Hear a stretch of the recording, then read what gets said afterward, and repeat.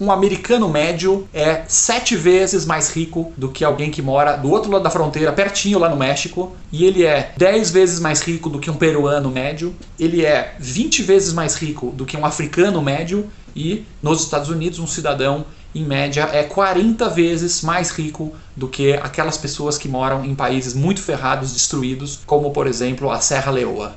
O que explica isso? Fala aí, galera do Ranking, beleza? Vamos fazer hoje um negócio um pouco diferente, uma resenha de livro. Vamos falar sobre um livro que tem sido muito divulgado, chamado Por que as Nações Fracassam? Why Nations Fail. E ele tenta entender um pouco mais sobre essa questão do fracasso de alguns países e sucesso de outros. E claro que quando a gente fala do americano, que é mais rico que o peruano e tal, isso não é só a riqueza no sentido material. Ah, mas o cara tem mais tênis no armário, e tem um carrão melhor, e os valores da vida, isso não é tão importante. Não. Quando você fala em riqueza, isso se traduz também em indicadores humanos muito importantes. Alfabetização, acesso à educação de qualidade, entretenimento, saúde, expectativa de vida melhor, alimentação melhor, menos chance do seu filho morrer ao nascimento, menos chance de ser assassinado na rua. Então eu estou falando de prosperidade em geral, desenvolvimento humano, você viver uma vida mais plena, mais segura, mais feliz do que em países miseráveis. Então é bem interessante a gente entender o que está por trás disso. Em primeiro lugar, o autor ele dispensa algumas teorias apressadas que as pessoas podem ter e que na verdade não tem nada a ver com os fatos.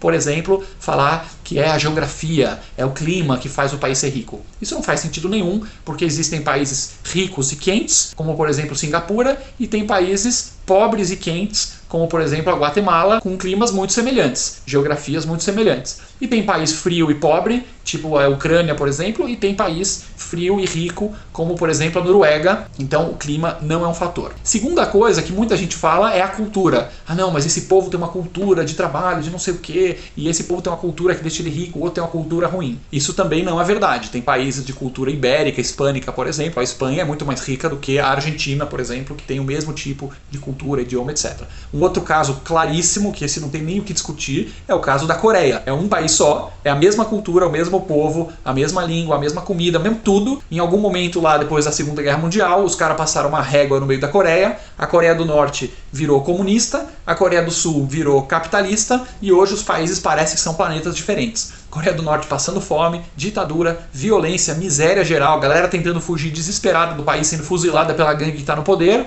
e no Sul, um dos países mais desenvolvidos, mais prósperos do mundo. Ou seja, a cultura do povo não tem a ver. Então, afinal, o que é, segundo o autor do Por que as Nações Fracassam, o que afinal é o grande segredo, o grande molho que está por trás dessa prosperidade? Vamos falar aqui o que ele defende, os pontos a favor e alguns contrapontos também ao próprio livro, porque ninguém tem bala de prata. E o livro responde, de certa forma, muito claramente, instituições. Instituições.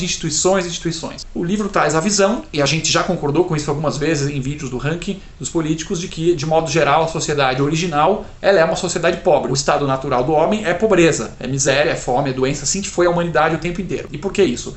Porque tipicamente você tem ou uma zona geral, uma anarquia, em que as pessoas se matam e roubam as coisas um do outro, ou em algum momento um estado vem com uma certa gangue, toma o poder, organiza, pacifica, bota as armas na cabeça das pessoas e fala, meu, agora para de se roubar aí, senão a gente mata. E esse estado, ele é em algum momento dominado por uma elite política. Então sempre vai ter um grupinho, uma gangue, uma elite que vai tomar conta do estado, pegar as armas do estado, os juízes, os procuradores, todo o aparato de opressão do estado para explorar todo mundo. Isso seja de direita ou de esquerda, tá? Não é um livro partidário. E aí o que o livro argumenta? O país que torna-se rico é aquele país que de alguma forma consegue construir instituições fortes que partilham o poder e não deixam essa gangue tomar o poder absoluto e explorar todo mundo. Basicamente é isso, só isso. Ou seja, você tem elite política criando um estado extrativista, que ele chama que é o que vai extrair a riqueza dos outros, criando sistemas econômicos extrativistas, e aí todo mundo acaba sendo escravinho dessa elite política. Ele dá um exemplo de instituições extrativistas, em que essa elite explora todo mundo, tem um monte de casos no livro super interessantes. Um deles é o pequeno país chamado Serra Leoa, um dos mais pobres do mundo.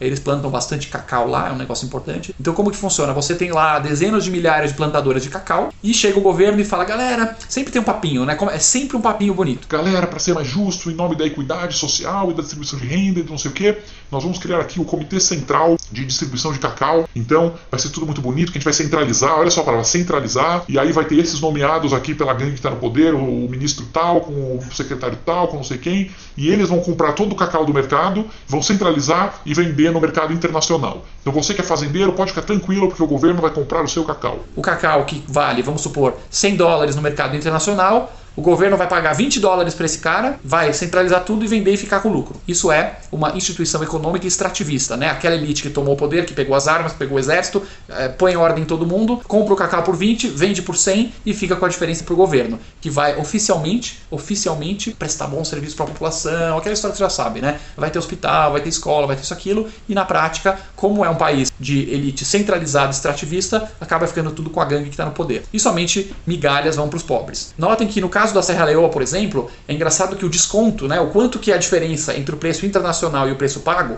começou pequeno. Então eles falavam assim, pessoal, nós vamos comprar por 80 e vender por 100. Esse 20 é só para custear aqui e tal.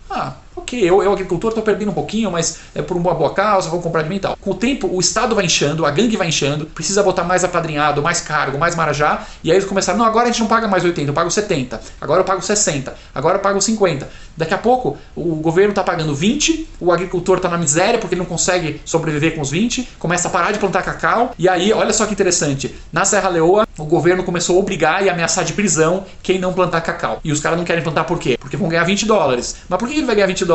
Porque o governo paga os 20 e vende por 100. Então note como a elite política que tomou posse do governo cria instituições econômicas para explorar a população e reforçar o seu próprio poder. Já viram esse filme em algum lugar? Parece familiar? E como a gente mencionou, não se trata de direita e esquerda. Ele dá N exemplos em que você tem, ele pega muito exemplo de país africano, é super interessante, em Ruanda, Zimbábue, a Serra Leoa que a gente falou, a Somália, e ele fala o seguinte, olha só, aqui tinha um ditador, por exemplo, pode ser o contrário, tá? Mas esse caso, era um ditador de direita, que era aquele cara, parecia um príncipe, carrão, um monte de roupa de luxo, papapá, aquele típico ditadorzão africano que roubava o povo, ficava rico e tinha jatinho e tal. Esse ditador, de repente, tem um movimento revolucionário de esquerda. Então o cara que é comunista, que fuma aquele charuto, que tem a metralhadora, que é companheirada. E aí os companheiros falando do líder do movimento comunista que lutou contra o ditador para derrubar aquilo. E aí no papinho, olha só que interessante. Nós somos a guerrilha revolucionária do povo. Vamos derrubar esse ditador de direita malvadão que tem um monte de carrão e nós vamos instaurar aqui a República Socialista do Povo e vai ser tudo maravilhoso. A gente vai acabar com essa desigualdade social, vamos distribuir pro povo e vamos ser simples. E aí eles falam, pô, o cara era tão legal, o cara era humilde, o cara era companheiro igual a gente, ele era simples, ele usava só aqueles uniformes basicão. E aí o cara finalmente vence a batalha, toma o poder, derruba o ditador e aí ele encontra aquele poder absoluto. Opa! Caramba, peraí. As instituições nesse país são centralizadas. Eu tenho poder absoluto. Eu tenho o exército, eu tenho a polícia, eu controlo o judiciário, eu controlo a imprensa, eu controlo tudo. Eu tenho poder absoluto. E aí o poder absoluto corrompe de forma absoluta. São N casos daquele carinha de esquerda socialista que vai lá e você volta 5 anos depois e o que aconteceu? Ele está fazendo a mesma coisa. A mesma coisa o cara de esquerda está fazendo que o ditador de direita está fazendo. A diferença é que agora, em vez de um ditador de direita, você tem um ditador de esquerda, que também tem o carrão, também tem as joias, também está com um monte de mulher lá no harém do cara. Então, note como um país sem instituições fortes, sem controles, sem checagens, em que você tem o poder absoluto, você acaba indo para o mesmo caminho de miséria. E sem liberdade, pessoal, não tem como o país ser avançado. Porque você até pode botar uma arma na cabeça dos pobres coitados lá da Serra Leoa e mandar eles plantarem cacau. Mas a economia e a prosperidade, elas vêm da inovação. Você não consegue ter prosperidade sem inovação. E você pode forçar o cara a plantar cacau, você pode escravizar uma pessoa, mas você não pode forçar ela a ter boas ideias. Não adianta, você não pode botar a arma e falar, tenha boas ideias agora ou eu te mato. Não funciona assim.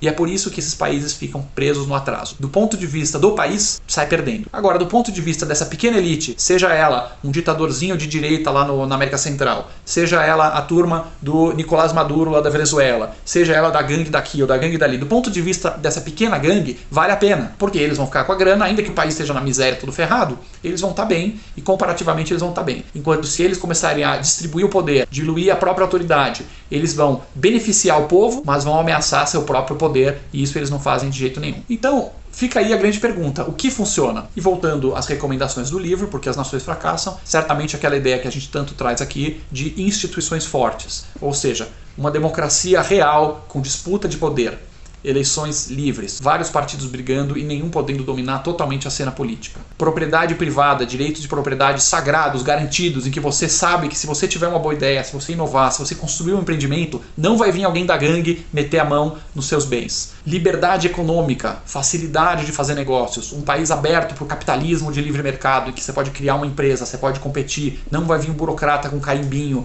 pedindo para você ter permissão, para você ter certificado, para você participar do membro da comitê de não sei o que e ter aprovação de não sei mais quem. A liberdade total, educação forte, de qualidade, cortes de justiça, tribunais fortes, autônomos, independentes, que não tem medo do presidente, que não tem medo do governante, mídia, imprensa livre, independente, que pode cavocar, que pode expor os problemas que tem no governo. Ou seja, instituições de controle e vigilância, instituições para fragmentar o poder em pedaços e não deixar ninguém tomar conta do país para explorar os demais. Nesse sentido, o livro certamente mais acerta do que erra. Instituições fortes, esse pacote de liberdade contribui bastante para um país ser desenvolvido e a gente tem que entender isso se a gente quiser construir um país avançado aqui no Brasil. Claro que nem tudo é perfeito, o livro às vezes dá uma certa viajada, isso aqui é uma resenha, então a gente tem que falar um pouco os pontos bons, os pontos ruins.